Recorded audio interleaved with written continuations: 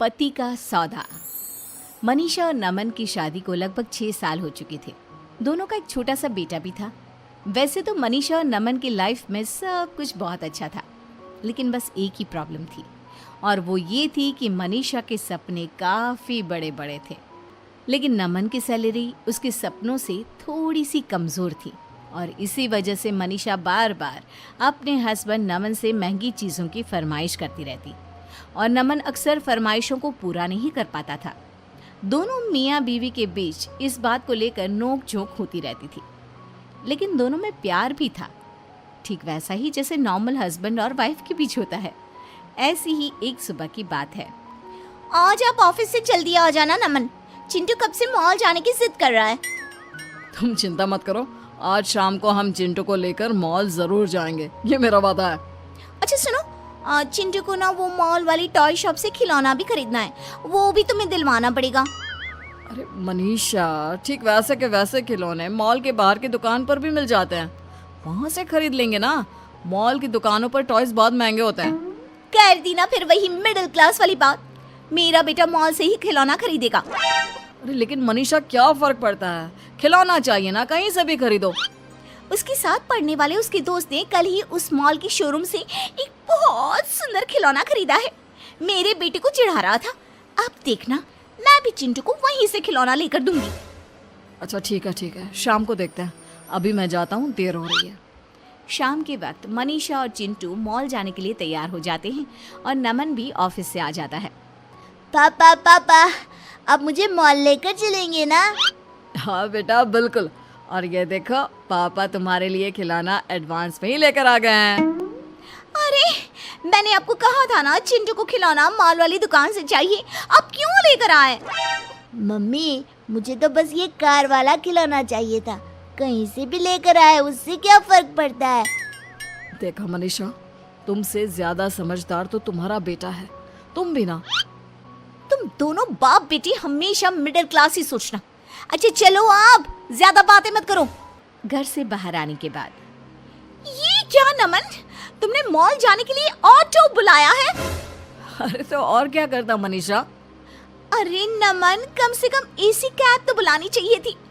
अब हम इस खटारा से ऑटो में बैठकर मॉल जाएंगे क्या? तभी पड़ोस वाले घर के बाहर आकर एक कैब रुकती है, और मनीषा की पड़ोसन नलिनी घर से बाहर निकलती है। क्या हुआ मनीषा, कहीं घूमने जा रही हो क्या? हाँ, वो क्या है ना, शॉपिंग करने के लिए मॉल जाना था।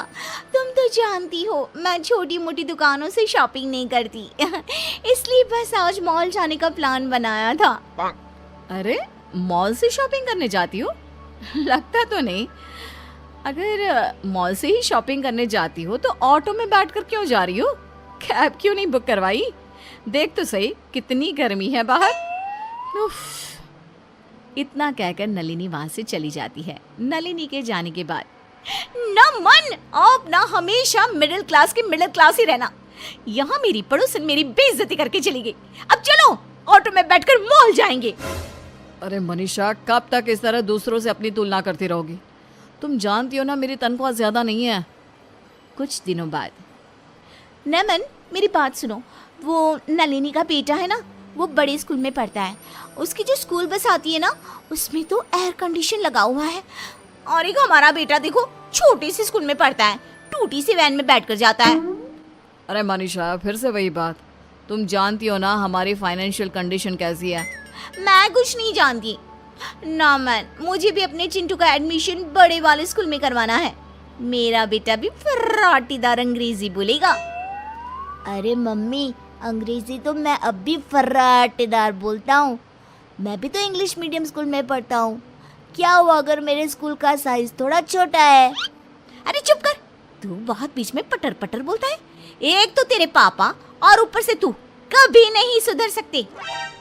देखो मनीषा, उस स्कूल की फीस 2 लाख रुपए है, और मेरी इतनी तनख्वाह ही नहीं तो मैं चिंटू को ऐसे स्कूल में कैसे पढ़ा सकता हूँ? तो क्या हमारा बच्चा पूरी जिंदगी उस छोटे से स्कूल में पढ़ता रहेगा? अड़ोस पड़ोस के सारे बच्चों के सामने कितनी शर्म आती है मुझे। अरे मम्मी, मैंने कब कहा मुझे शर्म आती है? मुझे तो अपने स्कूल में बहुत मजा आता है। देखा तुमने। और वैसे भी मनीषा, बच्चा इंटेलिजेंट होना चाहिए, स्कूल बड़ा या छोटा होने से कोई फर्क नहीं पड़ता। एक दिन अचानक मनीषा की सहेली मेघना उसके घर आती है। अरे मेघना, इतने सालों के बाद भाई कॉलेज में पढ़ा करते थे, उसके बाद आज मिलना हो रहा है। अरे क्या बताऊं, शादी के बाद मैं कनाडा शिफ्ट हो गई थी। जैसे ही यहाँ आई तो सबसे पहले तुझसे मिलने का मन किया। अरे हाँ हाँ बिल्कुल। वैसे तुम तो कनाडा जाकर पूरी अंग्रेज हो गई हो। अरे यार वो क्या है ना, इतना पैसे वाला ससुराल मिला है, सब कुछ है, प्रॉपर्टी, बड़ी बड़ी गाड़ियाँ, खूब सारे बंगले। अरे वाह, तुम्हारी तो किस्मत ही बदल गई यार। कितने लकी हो ना तुम। हाँ लकी तो मैं हूँ, खूब सारा पैसा, ऐश करने की सारी चीजें हैं मेरे पास, बस एक पति नहीं है। क्या मतलब पति नहीं है? अरे क्या बताऊँ, जिस लड़के से शादी हुई उसकी कनाडा में ऑलरेडी एक बीवी थी। उसने मुझसे शादी करने के बाद कहा, चाहो तो ये सारा धन दौलत तुम ले लो, लेकिन बस चुपचाप मुझसे दूर रहो। काफ़ी दिन तक तो मैं वहाँ रही, लेकिन फिर परेशान होकर यहाँ इंडिया आ गई। और तुम बताओ, तुम्हारे हस्बैंड कैसे हैं? एक मिनट, मैं तुम्हें अपने पति से मिलवाती हूँ। नमन, जरा इधर तो आइए। ये देखिए मेरी सहेली मेघना, कनाडा से आई है।